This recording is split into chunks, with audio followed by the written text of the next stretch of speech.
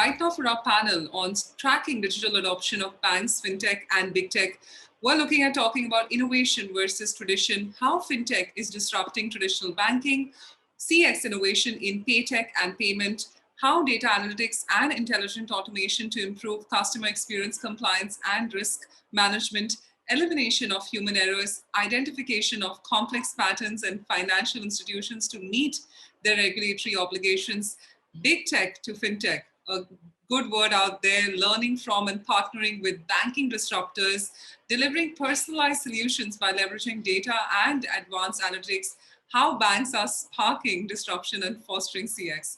Well, with this and a lot of modifications and questions coming from all of you, it is now time for me to welcome our panelists on the screen.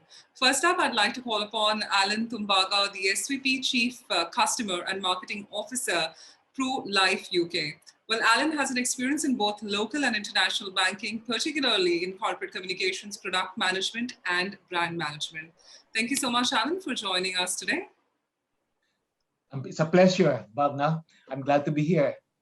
Likewise, Allan. Ladies and gentlemen, also joining now on the screen, I'd like to invite Mohammed Kirayan, the Head of Retail Philippines and Head of Retail Development Asia, ING. Well, Mohammed began his ING career with ING Direct France in 2006 before taking on several positions in Amsterdam, including Product Manager, Innovation Program Manager, and Head of Business Development for Challengers and Growth Markets from 2011 to 2018. Thank you so much, Mohammed, for joining us today. Yeah, thank you very much. Thank you. Good afternoon, everyone. Good afternoon. And ladies and gentlemen, with this, I'd also like to now invite on the stage and screen Mukesh Pilanai, the Digital Business Transformation Techcom Bank Vietnam, joining us. Well, Mukesh is leading a retail digital business transformation for Techcom Bank Vietnam, together with a diverse mix of business leaders, senior product owners, data and technology team. He's somebody who's responsible for driving digital transformation and change programs for the bank. Mukesh has close to 2 decades of experience in the banking and financial services industry in Asia markets. Thank you so much, Mukesh, for joining us today. Thank you, Bhavna. Glad to be here. Likewise, Mukesh. Also joining us on the screen, ladies and gentlemen, is Aditya Dioskar, the VP Digital Strategy and Transformation Teleperformance. Well, Aditya helps organizations through large-scale transformation journey to build new digital capabilities, cloud, blockchain, hyper-automation, AI, ML, thereby creating tremendous value for organizations. Thank you so much, Aditya, for joining us today. Thank you so much, Bhavna. Really excited to be here. Likewise, and your excitement is showing, and thank you for that. And ladies and gentlemen, with this, I'd now like to humbly invite on the stage and screen our moderator, Sarath Mohanty, Global Head, Supply Chain, Finance, Customer Implementation, Transaction Banking, Standard Chartered Bank. Well, Sarath is a senior global digital business leader with over 2 decades of experience in banking and corporate sector across Asia Pacific, Middle East, Africa, Europe, and America. Thank you so much, Sarath, for joining us today. Well, thank you very much, Bhavna. Yeah, it was a very exciting time, and happy to be on the panel and spending some time with some of the great stalwarts of the industry. I'm quite privileged to have Allan, Aditya, Mohammed, and Mukesh. Thank you. Okay, so let's get going. Pretty interesting topic: digital transformation, adoption in the finance, insurance, and banking industry. I mean, yes, I couldn't be more excited. Yes, as in addition to my day job at the bank, I'm also teaching at the first fintech university in Asia, which is called the NUS AIDF, which is the ASEAN Institute of Digital Finance. And I'm teaching digital transformation in banking industry for the master's program. So it was quite complimentary. So while I see the excitement on the industry, and I could see the even bigger excitement at the educational institution level when I deal with this bright students who are largely the computer science graduate, economics, science, mathematics, supply chain, and come from different background. And then I was very impressed to see a diverse student trying to do the digital transformation in the banking. So that tells quite a lot about the interest out in the industry. Okay, as the topic says, how has been this industry adopting the whole entire digital transformation? Well, I think if you look at any large bank's annual report, you would definitely find the digital transformation right on the if not in the page 2, definitely in page 1. So that speaks for itself. If you look at the focus, the investment, and the rhythm and the intensity that goes in this industry, it's quite overwhelming at times. So with that, obviously, I know we have only a limited time to talk about it. We can probably spend the whole day, but we still can't finish the digital transformation topic in the banking industry. So therefore, in the interest of the time, what we're trying to do, we're trying to ring fence this discussion in broadly 3 areas. Yeah, and if I look at this whole digital transformation, what definitely happening for the customers of the bank, whether it's a retail, consumer, wealth, corporate, if you're in the insurance sector, for the consumers, their business partners. So that is one area which is the customer lens, or the external looking, from the institution point of view, what they are doing from a digital transformation point of view. The second aspect, which in my view is probably even larger than the customer lens, which is the whole internal aspect of digitization. I think obviously, banks have been used to large manual operations, paper-centric institution for various good reasons for many years. But that is changing rapidly. That the train has already left the train few years back, and that train is moving faster every month that we talk about. So we will be looking at what the banks and the insurance companies are really doing internally, to adopting the whole digital transformation. Then the third lens, which obviously, either you are in the banking industry or in the insurance industry, we have a large role to play as part of our social governance, regulatory, and what I can combine them as called the ESG part of it, which is the environmental, social, and governance aspect of it. And there's a massive amount of digital transformation happening, for that, and this is quite topical as well. So we'll be largely, hearing from the panel over the next 30-35 minutes, their perspective, where each of them are in, what they think, what the future is going to be, what are the challenges, issues, each of them deal with as they try to move with that particular journey. So with that, we will be starting with the first area to talk about is around how each of your organization trying to adopt the strategy of digital transformation, and what does it look in your organization from a top to down point of view. If for example, I'm pretty sure the digital transformation has hit the boardroom in many large banks and institutions. So starting from a boardroom discussion all the way, a soldier on the floor is working, whether it's facing a client or they're trying to process a transaction on the floor of the bank, and what does it mean to that particular staff. So let me first start with Allan. In your esteemed organization, how you've been dealing the whole entire transformation from a strategic lens point of view, and how does it look like, feel like, if you walk into one of your staff and then have a conversation saying that, about the transformation. So let's first hear from you, Allan. Okay, so thank you, Sarat. Okay, let me share my thoughts and also what our experiences were in relation to, you talk about digitization or digitalization. Okay? And then one thing for sure is that we've espoused that digitization is not for IT alone. It has to be embraced by the whole organization. It has to permeate all the processes, the mindset to start with. We looked at it as a key enabler for business. It is not just a department that will be set up, but it should be for all the businesses, regardless of what area of function you are in. And I did mention that it has to start with the mindset, okay? Because you must be able to adapt to the changing times. Like we talked about being agile now. Agile is something that we are embracing through like weekend, throughout Prudential. In fact, like where I close to my heart is marketing, like product development and that kind of stuff. We had to adapt to the agile methodology. And yes, there were fears at the start because in marketing from the banks where I have been with and all the way to insurance, usually marketing or development of product talks about or is done in a waterfalls method. You must make sure that the product is perfect before you launch it. And yet now, with the agile methodology, we should be able to launch it in the minimum viable product and continue to enhance it as customers give us feedback.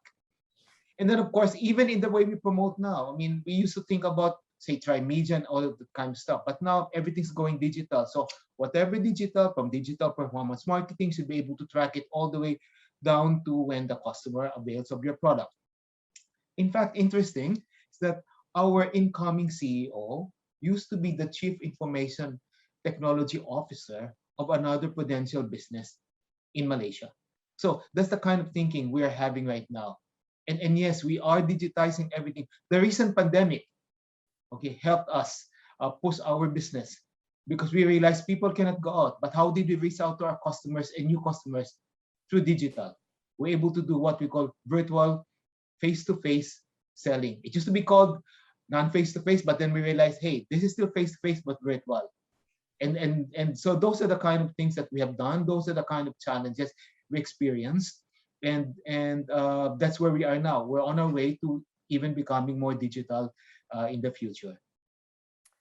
Thank you, Allan. As I would definitely agree, a mindset plays a massive role as like any change management. But I think this time around, if I look at any change management, I've dealt with many change management over the last 20 years in different industry.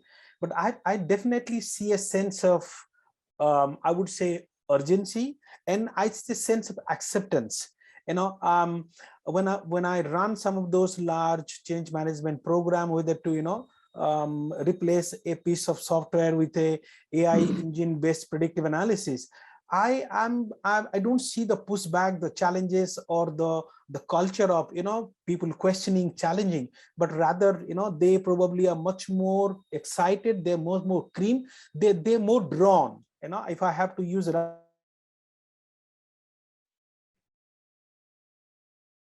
Process, which of course makes a win-win situation for the driver as well as the passenger, as they can call it as. Okay, let's move on now. Let's hear from Aditya. I mean, obviously we heard from Allan. And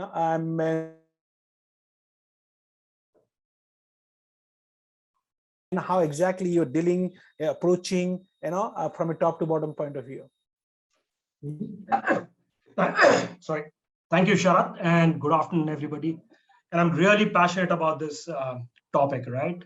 So let me give it a little different spin to it, right? At Teleperformance, we serve close to 150 plus BFSI clients, and we are operating out of 30 plus countries, right?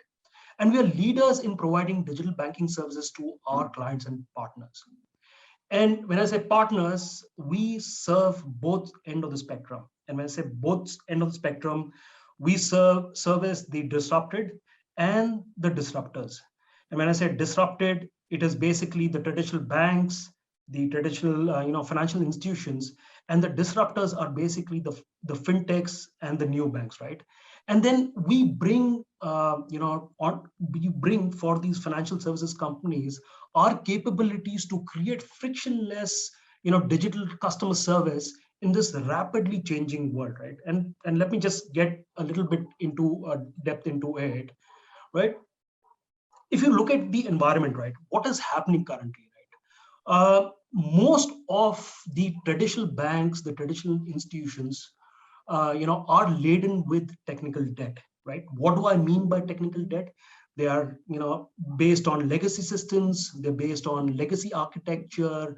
They're based on legacy database, right? So hence, for these, traditional banks, they have less, very high STP rates, so higher cost to serve the customer, higher time to serve the customer. There's this whole pressure around the regulatory bodies which has been tightening around, data, systems, privacy. And then you have the overlying threat of cybersecurity and fraud losses and those kind of things. And on the other hand, we have, the fintechs, which with their digital native, cloud native strategies, their cost to serve the customer, the time to serve the customer is extremely low, right? And because of the digital strategies, CI/CD, they're able to introduce products rapidly into the market. So it's a very, very interesting space, right? I mean, this is the time when you're seeing this whole API banking, open banking, banking as a service, coming into being, right? Where you have these traditional banks where people still trust them with their deposits, still trust the banks. They're within the beautiful regulatory ecosystem, and then you have the fintechs and neo banks, which are below, kind of playing below kind of the regulatory norm, but they're bringing the best of technologies, best of the customer experience, frictionless customer experience, right? And this beautiful ecosystem of open banking, API banking is getting created, right? And I'm just going to talk about a few things we help our traditional banks or our neo banks or fintechs, right? So let me just give you a quick example. So we help our traditional banks, through cloud. We believe that cloud brings in tremendous value for our BFSI clients who are based out of legacy systems. Right? We've seen straight away 40 to 50% cut in terms of total cost of reduction. We've seen the whole financial model changing from capex to opex, and the flexibility of choosing what kind of model you want to do a private cloud, you want to do a hybrid cloud, or you want to do a multi-cloud, right? Depending upon how you want to treat your data. And then cloud also brings this whole thing about you want to have an infrastructure as a service strategy or a platform as a service strategy, and bring in the best of on demand with very less infrastructure and less setup time with cloud adoption. The other thing we help our clients is with automation, right? And the whole idea of automation is to reduce cost for the banks, which is currently a big thing, right? Because of low STP rates and all that. And we do automations, not just by using RPA. We use RPA and other cutting edge technology tools like NLPs, AIs, ML to do hyper automation, which is almost 95 to 98% we've done, end-to-end automation. We also help our banks with chatbots, voice bots to deliver 24/7 omni-channel experience with increased level of satisfaction, right? And conversational AI, building this whole omni-channel, digital experience. Not only that, we help our banks with data analytics, big data to personalize services, right? Provide tools which can help understanding individual financial needs, and also help reduce fraud. But this is a very, very interesting space where you see new technologies coming in, right? You have blockchain coming in, you have smart contracts coming in, you have IoT and 5G, right? At one end, blockchain is bringing this whole decentralization without any central authority. And then on the other hand, we see CBDC coming in with central banks trying to gather more control and bringing the central authority back into place. So a very, very interesting time. And then with IoT, 5G, smart contracts, it's going to be a different finance world altogether, right? And what we do is we understand these markets and we bring the thought leadership in terms of how do you build your future strategy in terms of, in this market for both our disrupted and disruptors. Thank you, Shad. Thank you, Aditya. I definitely learned a new word today called technology debt. Fantastic. I couldn't agree with you more on the, as the banks are now trying to, look beyond the legacy, semi-STP a culture to moving to a STP culture, a near real-time culture, open banking. Yeah, absolutely. Technical debt is a learning for me day to day. Thank you, Aditya. Okay, let's hear from Mr. Mohammed. And how do you see in your institution, or, in different capacity, and it'd be great to hear from your perspective. Yes, thank you very much, Sarat. So I think for ING, the perspective is the following, right? So digital has been part of our DNA, right? For the ones who are familiar with ING, like we've launched the first digital bank like in 1997 in Canada, and since then, like we've been rolling out like this model in quite multiple countries. I think what is important there is to remember that digital transformation in itself, like, is more than, let's say, a process, is an operating model, is a proposition, is a business model. And I think this is, for me, like the biggest change that needs to operate in terms of mindset for the organization, is to understand that when you are talking digital, you're not trying, to do what a lot of banks have been doing in the past 20 years. You're not taking your branch processes and try to put it on a website, and then from a website, you try to put it on a mobile. You have to start from a blank page. You have to think about the way you reinvent yourself, the type of skills that you need, the type of let's say, capabilities that you need, and also keeping that link with the consumers, right? And I think putting the customer at the center of what you're doing. I think what is really clear for us is that, in terms of digital customer experience, we banks or financial institutions, we are not setting the benchmark. I mean, the YouTube of this world, the Amazon of this world, the Facebook of this world, this is the one customers are comparing us with. So I think you need to have this shift in terms of expectations and in terms of, let's say, the approach that we have. In the past 2 years, we had the COVID situation. It has completely like accelerated this trend and set expectations also like at a different level. But at ING, what we're trying to do is the following. Number one, we're trying to understand the foundation capabilities that you need, because at the end, it starts there. In terms of data management, artificial intelligence, mobile capabilities, like what are the foundation elements that you need in order to get there. What we're trying to do as well is to being present in 13 retail markets with 39 million clients in the world.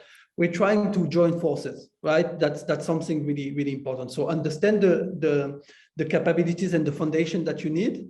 Try to understand how you can unite forces in the different markets where we are to get there. And the last element, which is for me like probably the most important, is how do you transform your value proposition in order to embrace digitalization. I think this is for me like a key component of digital transformation that we sometimes underestimate. And I've heard here and there, like, it's not an IT issue. It's not like anymore a tech perspective.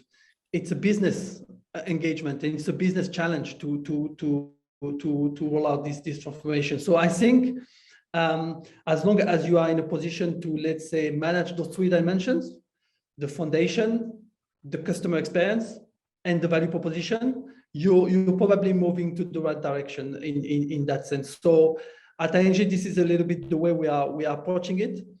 I think what we need to understand as well, and this is a little bit coming back, putting the customer at the center, right? And I really like this customer centricity DNA approach, which has been part of ING since many years, because I think this is what makes the difference. You don't do digital because it's trendy. You don't do digital because everybody's talking about it. You do digital because it delivers a differentiating customer experience, because you are getting closer to what the brands that people like are delivering.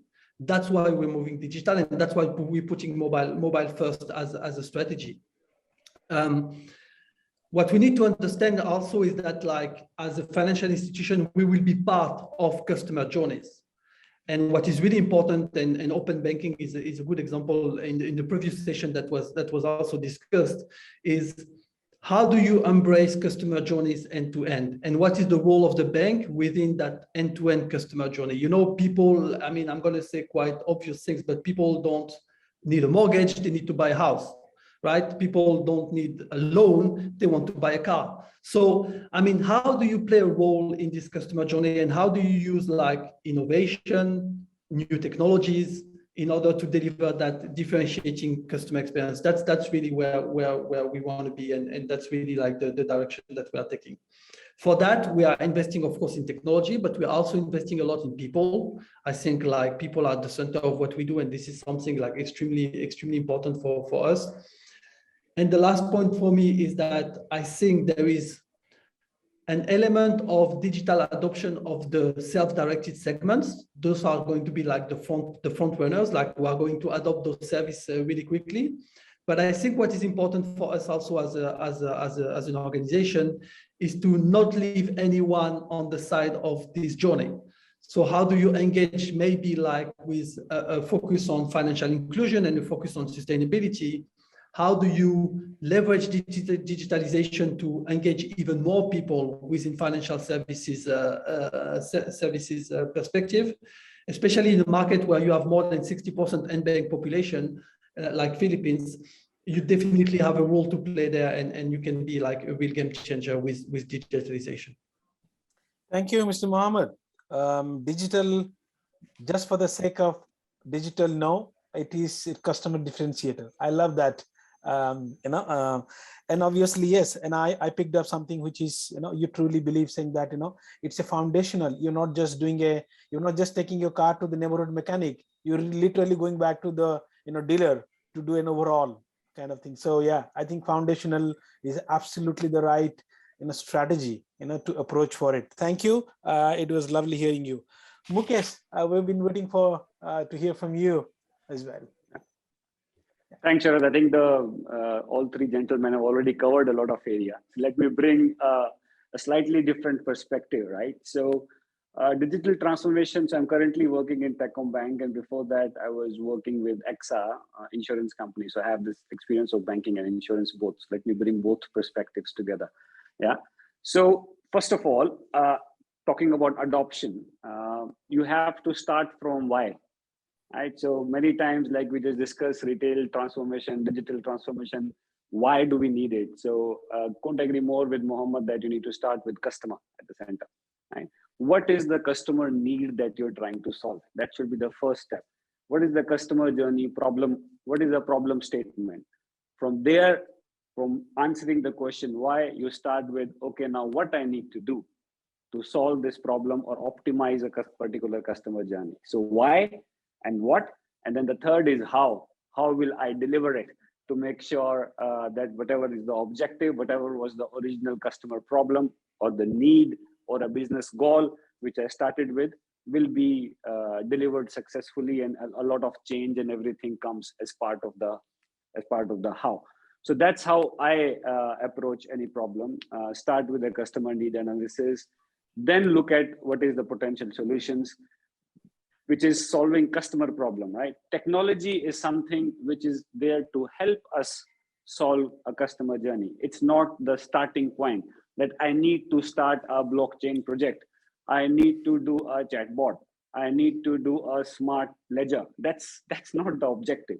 The objective should always be to solve a real business problem, which predominantly in my organization starts with the customer journey and customer at the center. And then you have all these different technology solutions available to you, which can aid you to solve that problem, and hence you transform and provide better service to the customer need. That's my perspective of overall retail digital transformation. Essentially, what we are trying to do is simplify customer experience. Simplify, that's the word. Behind this simplification, there are many complex technologies which all of us do it. But from a customer, they don't care about whether you're using blockchain or whatever, right? For customer, it's just, I had a problem, I had a journey, and this organization made it so easy for me, I could just do it on the fly. So that's the real digital transformation, which should always be focused on. Sure. Great, thank you, Mukesh. Yeah, absolutely. I mean, if you, as I said, if you keep it simple for everyone in the organization, and to get the whole vision, as a transformation going, and people get it. Most of the time, as you've seen in a lot of leadership, speeches, half the time people don't get the message from the top management. And if digital transformation is such a strategic importance for every single organization, if you effectively communicate, and I can't think of a better way than keep it simple, and then when people understand it, and then get it, it's like the facts count philosophy. When the first page goes in, The remaining 3 pages will go on its own. You don't need to make any effort for the second or third page. Brilliant. I think that's keeps us good. The next segue to now knowing that what does this mean to all of you? What does it look like to each of you? And then let's spend some time looking at how each of you are trying to execute it and deal with it, and how are you probably driving it. Let me start with one or two use case real life example. Obviously, like many banks, there's one thing which has really caught my attention, obviously part of this whole digital transformation, how this human behavior, the staff, your employee behavior has significantly changed. Yes, you have your tool, your technology, one side of it. Let me throw a good example. As you know, most of the corporate banking, so as in insurance or a retail banking, in historically, most of the technology decisions, whether to buy a product or a bill, were largely done by the technology organization. And the product organization was largely left with a P&L responsibility, with governance, risk, looking at the regulator and all those things. Over the last 2-3 years, I personally been in some of the rooms where the life of the product manager in a bank has completely changed. They're no longer writing a BRD and then flipping it over to a technology to build it. They're now talking to vendor. As Aditya can agree with me, they are literally talking to product vendor, third-party vendor, fintech vendors to see how they can, get their platform into the bank. But that is not they have been doing in the past. They've always relied the technology as an organization to help them in that. Now, all of a sudden, somebody as a product manager have to talk about an AI, about a ML. I've seen it initially how they were struggled. Many times they feel threatened. And look, my job has changed. I need to be, so therefore a lot of organizations like us has been recalibrating their roles. It's no longer a product manager need to just be focused on what they're doing. You literally need to know how does a predictive analysis can be done through this AI engine, and I should be able to evaluate 3 vendor product and make a decision for my bank. I think that's one interesting aspect. If I look at adoption and how the adoption is happening and how that is trickling down within the organization from a human resource point of view, how the jobs are being redefined, how people are recalibrating themselves. I think that is something which I find it very, very fascinating. And at the same time, I've been in some of the discussions where you have IT and you have a product manager, and some of the smart product managers, the newest millennial product managers, very different. It'll be very different to differentiate who is IT, who is product in that room. So when that happens, obviously you will see the face of a person from an IT. Oh my God, this product manager knows everything that I know about it. He's as good as me. So what is my role in this discussion? So they're also trying to find a way, recalibrate, reinventing themselves. Yes, while product is trying to learn about it, there is a massive opportunity even for technology folks to look at, okay, now if I look at a partner API, if I really want to take those platform and deal with the microservices, so they're also trying to create a niche for themselves, and it both can coexist. And that's the adoption transformation I've seen, and this is one of those examples. Let's now agree with you, Sarath. If I may just add to it, right? You can start off it. You can start off it. So the whole delivery model has changed now, right? So people have moved from product manager roles to product owners.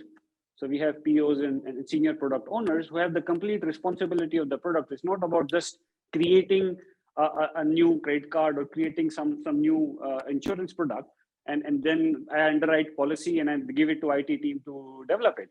So it's like ownership of the product. If you're launching something, you own it end to end from a customer journey perspective. So, and the way it works in the agile way now is you have cross-functional teams sitting together in multiple squads. So you have squads which consist of front and back end engineers. You have squads with the designers, UX, UI built with it. And the product owner is responsible to do it in an agile way. I think Allan mentioned about MVP before. Yeah. So there is this whole, the traditional approach of doing a waterfall, write a business requirement document, and then give the document to IT, and then IT takes their time. And by the time you write requirements and you actually see the products, it's only 6-7 months. and the requirements are changed, and then you go through change requests, etc. So all that is changed now. So I am a business product owner. The lines are blur. Yeah, I have a full squad, which is a cross-functional squad with IT, front end, back end, solution architect, designers, UX, UI, even a change management, FTE added to me. And I launch my product. I define what is the minimum viable product, what is the thing that I can deliver to the customer quick, and I keep iterating it through over sprints. So you have all these fantastic tools on Jira, etc., which are used extensively now. You write user stories, or writing BRD documents. You write user stories and you keep churning it out sprint after sprint till you get your minimum viable product. Go live, learn really from the customer rather than just sitting in boardroom and trying to assume that I know everything about the customers. So you test it in the market, get the feedback, keep iterating it unless you get the results or the goals which you set for it, and then go forward. So that's definitely a big change happening. And without this change, I don't think the traditional organization will be able to compete in the current environment, and you can't really truly deliver any digital transformation. No, absolutely. You're absolutely spot on, Mukesh. Thank you. Let's go back to Aditya. I know obviously you're in the other side of the spectrum where you would be, you would be working with a lot of your customers. And maybe if you can just touch on some of the specific example on an anonymous name basis, or we call it as a use case, and how some of those organizations you have worked with them and then try to execute some of those transformation, how they're adopting, that would be really insightful.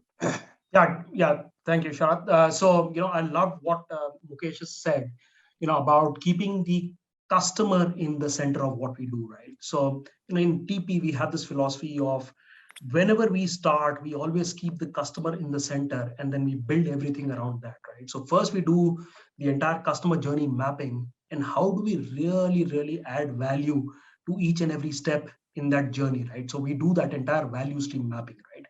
And at TP, we have a clear strategy to help both the disrupted and the disruptors, right? So we have defined the future strategy and how are the key strategic areas we're going to impact, right? So we know that we're going to help our clients with their growth impact strategy. We're going to help them enhance the digital experience, the omni-channel experience. We also reduce costs with automation, hyper automation, right? And we help all this through this entire orchestrated process of people, processes, technology, and the entire organization to get together to help meander through this entire ever-changing world, right? So let me give an example, right? So so we work with this bank. So the bank came and told us saying that we need help to build this whole omni-channel experience, right? And when we analyze the data, we figured out the millennials and the Gen Zs are growing significantly, and they are obviously based out of different social media platforms, and they interact through other different platforms, right? Be it Facebook, be it WhatsApp. So what we did for this client was we built a natural language processing digital assistant, which was integrated with the Facebook Messenger, WhatsApp, and then what we did, we trained it on conversational data, right, to help their customers, the bank's customers, to interact with the bank 24/7 and giving a complete end-to-end omnichannel experience, right? And we saw a 50% increase in terms of the response rate. There was a reduction of total cost of ownership by 25% and overall improvement of CSAT by 15%, right? So we keep doing this, and we always keep the customer in the center of this entire value chain and figure out how do we make a real impact on this, right? I'll probably give you one more example. So the customers, they were having issues in terms of payments, and this was leading to a lot of losses. So we used our robotic intelligent tool, right? And we did the entire the manual repair of payments, right? So we automated the entire life cycle for it, and we used bots which would pick up these cases from the workflow system, identify the errors. We used to rectify it and submit it. And this was done, what used to take like days, this was reduced into seconds by using technology and stuff like that. And I can keep going on, but how our whole idea in TP is to really enhance the customer experience by bringing the best of technology and best of cutting edge tools.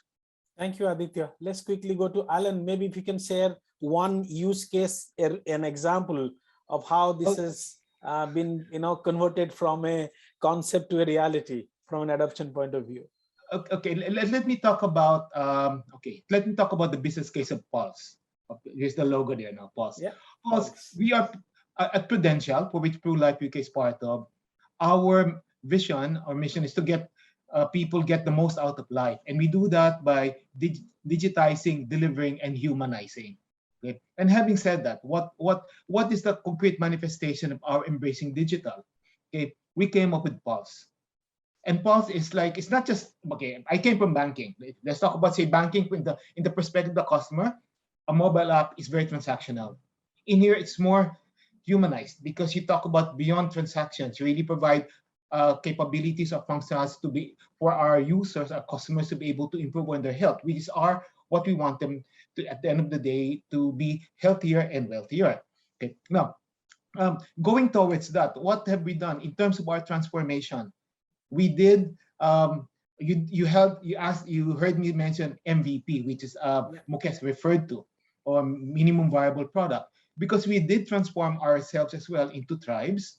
There are squads in there, and then when we do product development, it's not just by marketing, but it's also by different functions doing it together.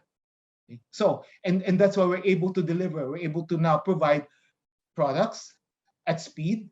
I believe we're getting customers at scale, and then in the process, they are getting happier in dealing with us. So that one is the business case, which is Pulse. It is a business case in process, and we know that it is something that's very central to Prudential because at the end of the day, when our customers deal with us, we want them to feel us in their pulse. Thank you, Allan. I'm a customer of a Pru, big time, long time. I will definitely, feel when the pulse come into life. Good. Let's quickly go to Mohammed, and let's hear from him. Maybe if he can share some specific use case. Yeah. The sake of time, I'll try to be quick and extremely concrete, right? Let's talk about cloud, right? I think it's a really fantastic example about the way you have to link it to your business strategy, right? I think like in the customer journey that you are proposing digitally, like you have an extremely high generation of data, right? It's becoming like, exponential compared to what we used to experience. Cloud will give you that flexibility, right? Of like being able to absorb high amount of data, give you the ability to scale and give you the perspective on that. And as Mukesh was saying, like, product owners, business leaders, they have to understand those things. Even more than, linking the business to the tech, I will just give one more color, which is for me, like the next challenge, of business owners is to understand the risk and the regulatory aspect of those kind of things. I think like digitalization also introduces like a kind of, let's say, new perspective in terms of exposure to risk and fraud. And I think beyond like, understanding the business, understanding the tech, now leaders have to more and more understand risk and regulatory and understand like, okay, moving to a cloud solution brings a lot of benefits. It's also introduced a couple of vulnerability that I need to balance and that I need to reassess, right, as well. So I think like the toolkit of a business leader is just broadening and broadening, and you have that element of like, I need a cloud solution because I'm building data intense customer journeys. However, at the same time, I'm introducing those new technology. How much do I need to mitigate my risk and understand regulatory dimensions, especially with the quickly evolving regulations on data management, which for me are also like a really big challenge. So that will be my concrete example on this. Okay. Thank you, Mohammed. Obviously, we don't have much time, but in the interest of 1 or 2 minutes left, this discussion would be incomplete if we don't talk about the fintech. Yeah, and obviously, things have moved from where it was a few years back versus right now. If I look at my own bank, we have been talking. The strategy has moved now to look at platform partners, fintech playing as a product management role, doing in the BS of the middle layer of the content, while the bank can remain as a licensed doing the core banking activities. So if I have to have in 10 seconds, 20 seconds, each of you, your response, your view on fintech in 20 to 30 seconds, each of you. Maybe we can start with you, Mohammed, since you're in the front. Yeah. Yeah, my really sense about fintech is really simple, complementary.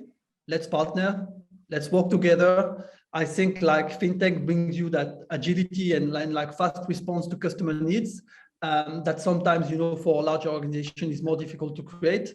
But large organizations also have like large customer base, large, let's say, capabilities that also can benefit to fintech. So my view in one word is complementary, and let's partner.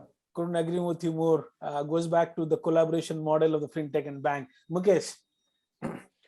Same, so partnership. I mean, fintech is essentially there to fill a gap, which I can't do it myself, and it should be mutually beneficial. I think these are the two things. So partnership approach, mutually beneficial, cover a specific gap and a need, not just for the sake of doing it. Good. Allan? Well, I must say to fintech, welcome. You're most welcome to join us in our Pulse ecosystem as we deliver more and better services and products to our customers to make them healthier and wealthier. That's it. We don't compete. We are partners. We can make the world better. Brilliant. Aditya? Yeah, I agree with all of them, Mukesh, Allan, and Mohammed, right? I mean, it's creating a beautiful ecosystem, right? And you have these fancy words coming out, right? API, banking, open banking, stuff like that. And that's the new ecosystem which is being created because banks come with this really strong strengths, in terms of people trust, deposits, all this being in the regulatory framework. And fintechs get the best of the technology and stuff like that. And there's a beautiful marriage which is happening in between and creating that ecosystem, right? And this is going to be a huge, and it's really impacting the entire customer experience, customer journey. So it's a beautiful marriage, so to say, right? Brilliant. Couldn't agree with you more. Okay, let me recap and conclude. Obviously, when I was reading the McKinsey survey, in the last 5 years, 2017, 2016 to 2021, the adoption rate has gone from 33 to 54 to where it stands is 88%, particularly around the emerging market. And we're all, in that sweet spot, and that number is growing. So, and on the other hand, the philosophy around fintechs are evolving, as all of you said. It is like, we are better together. Let's put it this way, to our customers. So with that, thank you very much, Allan, Mohammed, Mukesh, and Aditya. It's very insightful. I'm hoping the audience, the participant, would have had something to take away and think about when they want to deal with their transformation in their own organization. Thank you very much and have a lovely day. Thank you. Back to you, Bhavna. Thank you. Thank you very much. Thank Bye. you. Thank you. All our panelists for joining us and giving us your time. Thank you.